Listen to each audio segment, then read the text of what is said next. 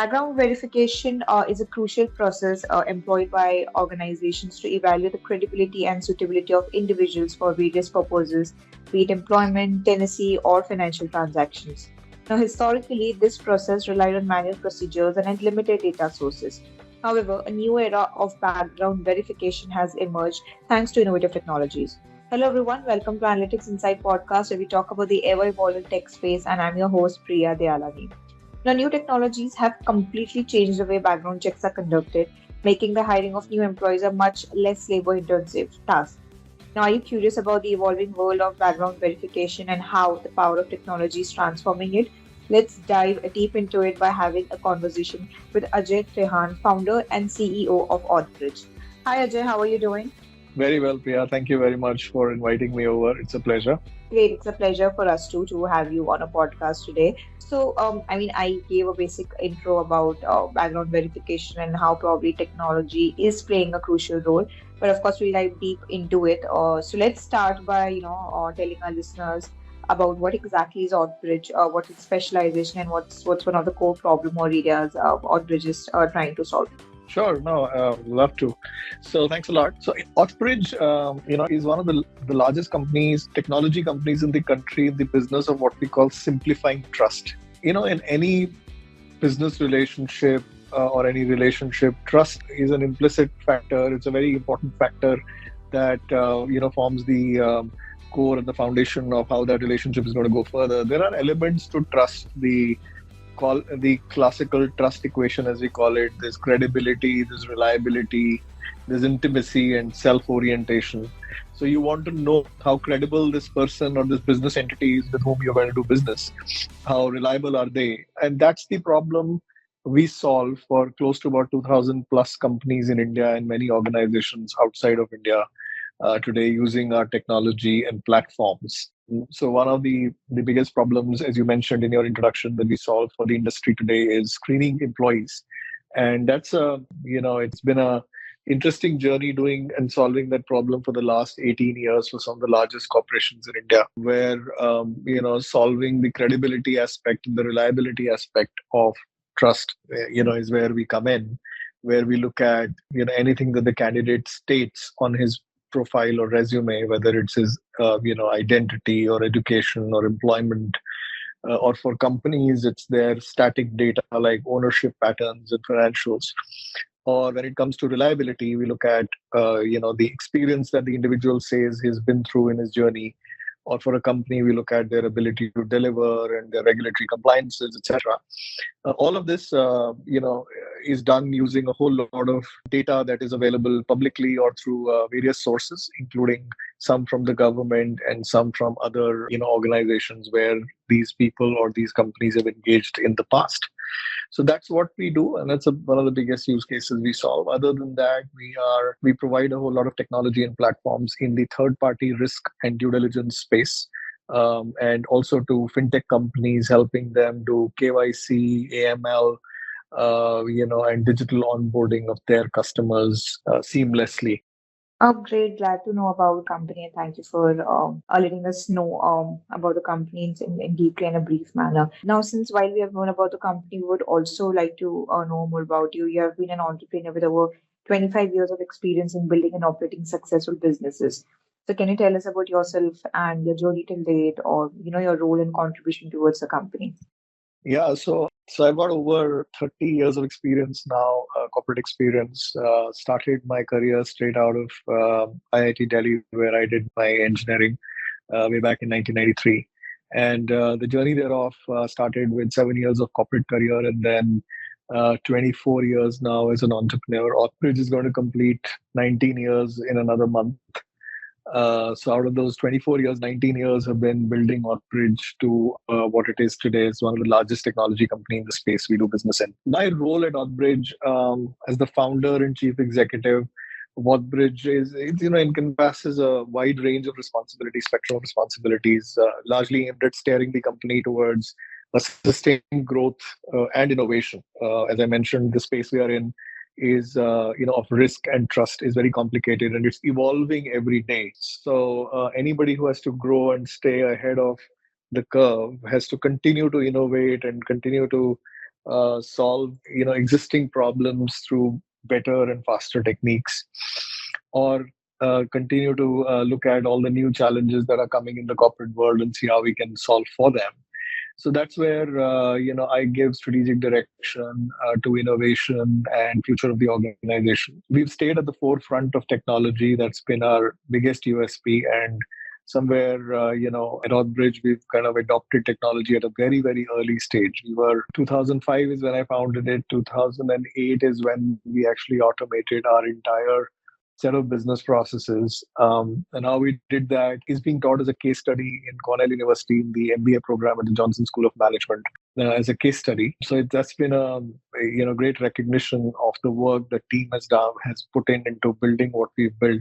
Now, the other area, of course, needless to say, where I spend a lot of my time is building the talent, and the right culture within the organization. 18 years is a lot of time. We're almost in another year, another few months, going to be 19 years. So 2 decades almost of building the company. Organization has changed from pure services to pure technology. So that's a huge transition and a huge transformation for both the people within the organization as well as our styles of working. So the culture has evolved to adapt to these new ways of working from being a services organization to a technology organization. And I've kind of been working very closely with the leadership team at Oddbridge, which we've hired and nurtured very carefully over a period of time. And that's something that takes away a lot of my time. And I love investing time with people. Other than these 2 or 3 areas, of course, I engage with other industry leaders in various forums to continue to understand what are the challenges the industry sees in future, and if there is anything that Oddbridge needs to do to be able to solve for those challenges today, so that we are ahead of the curve and being able to assist clients in letting them do their business while we take care of the risk part of their business ourselves. So that's been the journey in short, but it's been fun, it's been exciting, it has had its own highs and lows, it's had its own set of challenges, but it's been fun building an interesting business in India. Right, quite an impressive journey, I must say, Ajay, and thank you for sharing Thank you, Priya. that with us. And so moving ahead, I mean, we spoke about background verification, identity verification, and it has evolved, alongside digital and remote services. So from e-visits to e-transfers, businesses need secure and efficient ways to confirm people's identities while also complying with privacy laws and user preferences. And we already know about artificial intelligence. So likewise, it has also transformed the background verification through automation of repetitive tasks, leading to more improved efficiency. So, that they're able to analyze a lot of things swiftly and accurately and, accelerating the entire verification process. So, we know about artificial intelligence, but what are some of the technological advancements that are improving the verification accuracy and the process? Yeah, so Oddbridge or our journey has been it's an interesting case study on how technology has completely transformed the way we do business now, and is continuing to redefine our ways of doing business as we talk as well. AI, of course, is the buzzword, but if I go back 18 years when I started the business back in August 2005, I remember talking to my first few customers and telling them that we can do background checks on people. People were wondering whether this can even be done or not, right? So we were the first ones in the country to actually start at scale.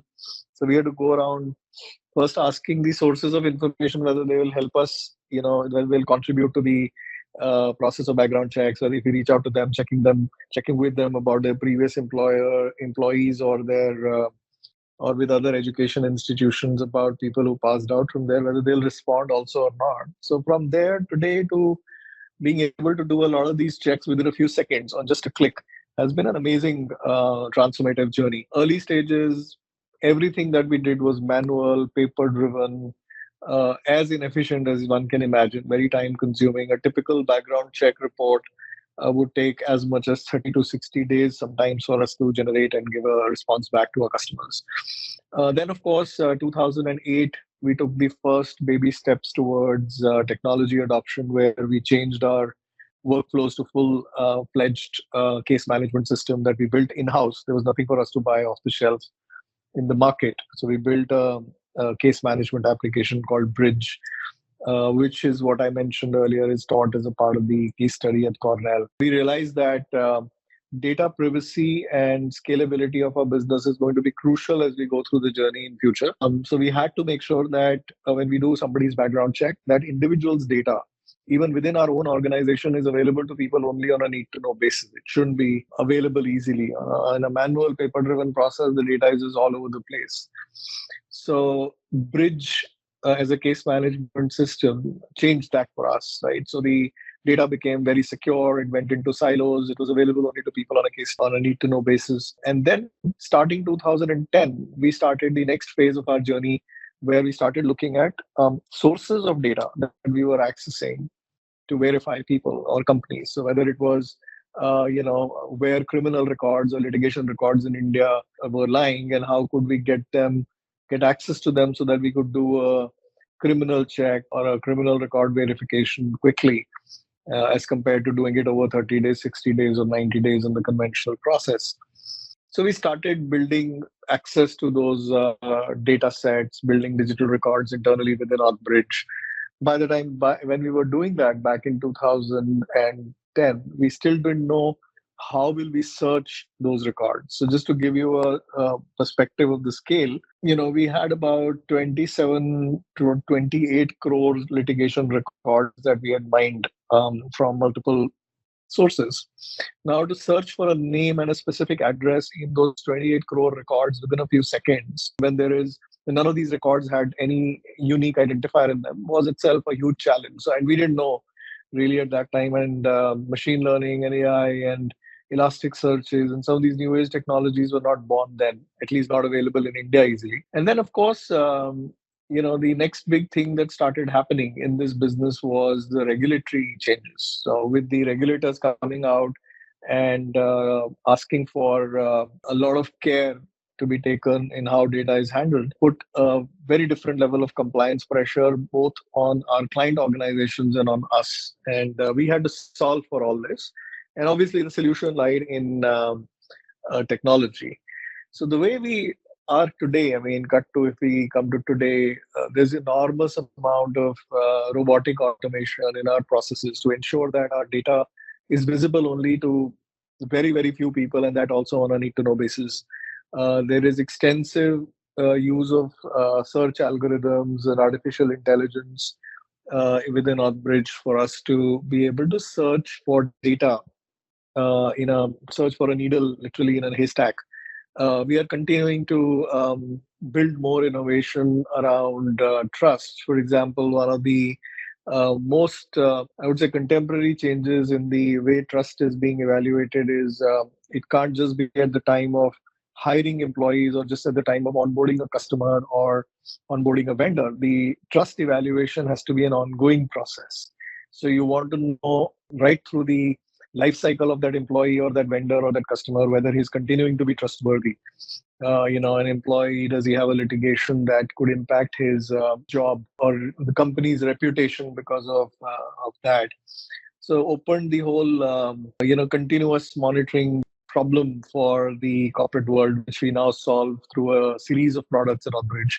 And then, of course, last but not the least, the user experience. So when we do background checks, we are getting in touch with candidates, employers, and multiple sources of data.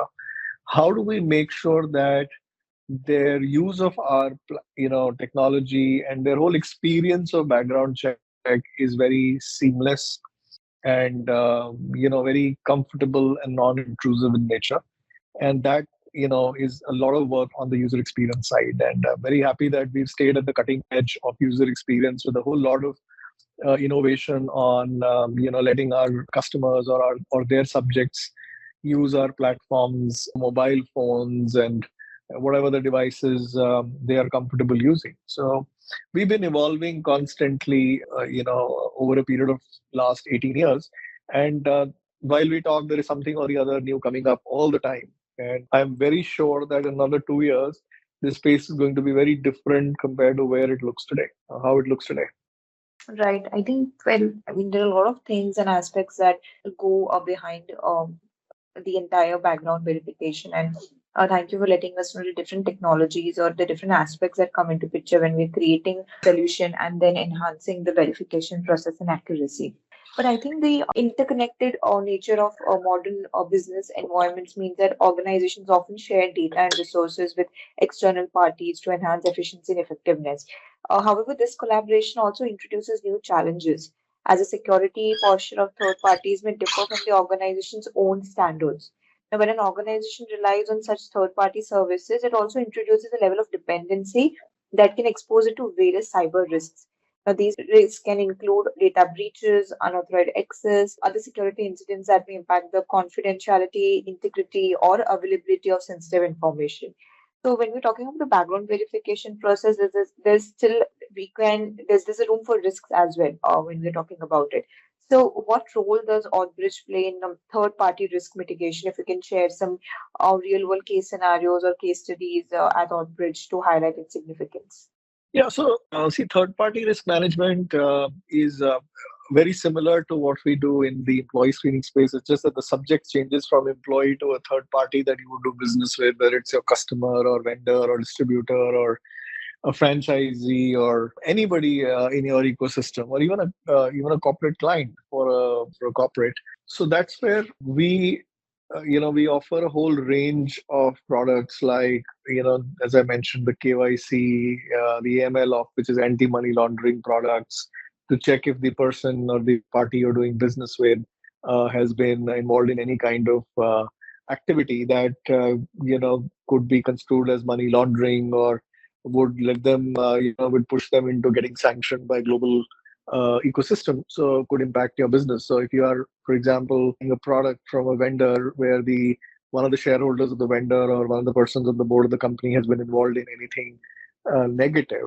whether from a anti-money laundering perspective or from a compliance perspective, that could impact your business also, because if the vendor shuts down or is barred from doing business by any of the law enforcement agencies, your business could get impacted. So that's where we come in. We offer multitude of checks and balances to our clients depending on the nature of their business.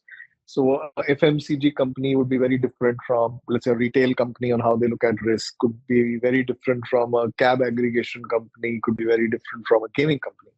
Now, depending on what risks, whether regulatory or intrinsically operational, they see in their business, we would craft a solution, a specific solution for them. Of course, for over years of experience, we've created a standard offering for many of our customers. So we know if you're a gaming company, most likely you'll have exposure to these. There are certain risks we know, and we would just quickly kind of give you a platform, and you can just plug it into your workflows and business, and you go live with us like within 24 hours. But in some cases, we have to go deeper and solve for your problems for specific use cases. Where we are different here is that there are many other players in the market offering very fragmented solutions with very specific that solve very specific problems for due diligence and risk. But we stand out because we provide everything on a very comprehensive and unified platform. We call it OnboardX, which can practically be configured to onboard anybody and any kind of third party onto the system. That kind of an offering gives an end-to-end coverage to the customers.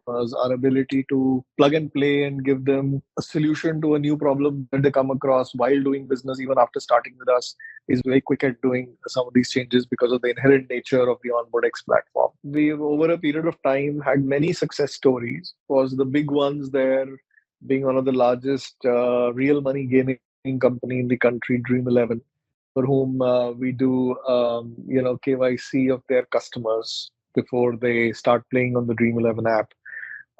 That's a regulatory requirement, and it has to be done very quickly and seamlessly so that the customer experience does not break during the process. And it's been an honor to be working with them for the last many years, making their journeys very seamless and secure. Similarly, we work with one of the largest laminate manufacturers in the country, Greenlam, to help them onboard their suppliers digitally. They traditionally had a very manual process, but we shifted them to a digital process on OnboardX that cut down their supplier onboarding time by 70, 80%. And of course, all the challenges they had around digital repositories and record keeping and hence compliances were all taken care of in the process automatically because of the way our products work. So many such case studies, but largely third-party risk is a constantly evolving area. We've been honored and we're blessed to have partnered with some of the most respectable organizations in the country today. And we become the first port of call for some of these organizations every time they see any kind of risk in their business. They reach out to us. We look at the problem that they're facing in their business that's distracting them from doing their business well. We take that problem over from them. We solve for it, and we've been fortunate enough to be able to solve many problems for many of our customers very quickly. Great, glad to know about it, Ajay, and thank you for sharing about some of the success metrics that you have witnessed at Authbridge. And yes, I think it's very important that you really need to have a proactive approach because everything is just interconnected these days. But when you're talking about this interconnectiveness, I think security and trust are very important, and I think you mentioned about it also in earlier of your responses. A lot of it relies on rules and moral principles. But the foundation for preserving the accuracy of background checks is, I believe, somewhere compliance. So, respecting Absolutely. established rules and industry best practices aids in confirming the veracity of data acquired through the screening procedure. So, I want to understand from you what is the impact of these regulations and compliance, and of course, the changes that we are seeing in compliance rules and the verification and due diligence practices. Yeah. So the big one, of course, is the Data Protection Personal Data Protection Act that came into being in India very recently. And that lays the foundation for many more similar acts and amendments that will come in a lot of other regulatory regulations over a period of time. The nature of our business is such, and also the nature of trust in the market or the industry is such that a lot of regulators like RBI for the banking and financial services sector, SEBI for the entire equities market, and IRDA for the insurance space, and likewise now with the regulator hopefully getting formed for DPDP, Data Protection Act. All these regulators are watching the use of data, storage of data, and dissemination of data very, very carefully. And they are trying to define very clearly who owns the data, and therefore, in case of a breach of data or misuse of data, who's accountable. And that's obviously good for the individual and good for the subject who's getting verified, because he's then increasingly more, he feels more safe about about giving out his data for verification and authentication purposes, unlike in the past, where a lot of times people would question us and say, why should I give you my data, and how do you assure that the data is secure? Today, I think government is playing a big role in that. Just the way some of the global regulations had come in, India now has a fairly stringent regulation around it. And we as an organization are fully compliant to it. And I'm sure there are many other organizations who are in our, who will have to be compliant.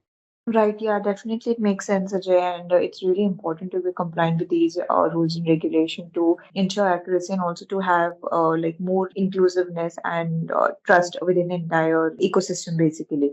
But like, I want to understand this entire data that we collect in terms of background verification. You can also be susceptible to data breaches and identity theft as well.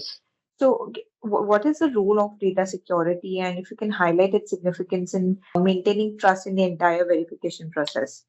Yeah, so data security is intrinsic to our business. We invest a lot in ensuring that the data that we collect and we use and we disseminate is very, very secure. Firstly, we collect it only if we need it.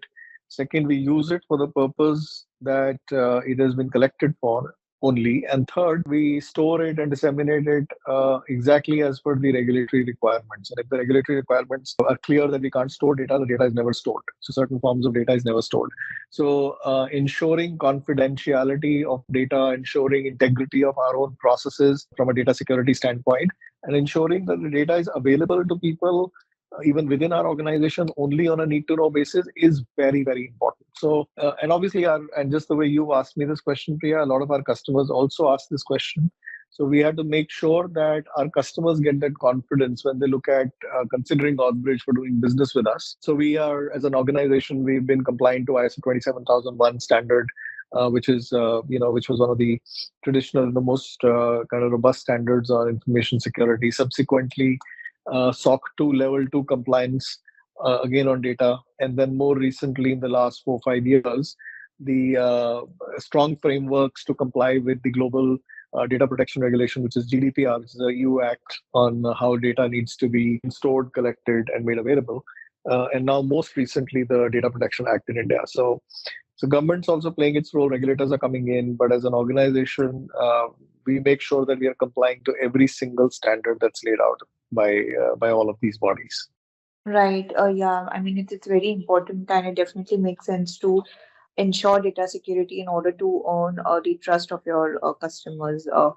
So I think by addressing these ethical considerations and ensuring legal compliance, organization can truly harness the power of different technologies and background verification while maintaining fairness and transparency as well.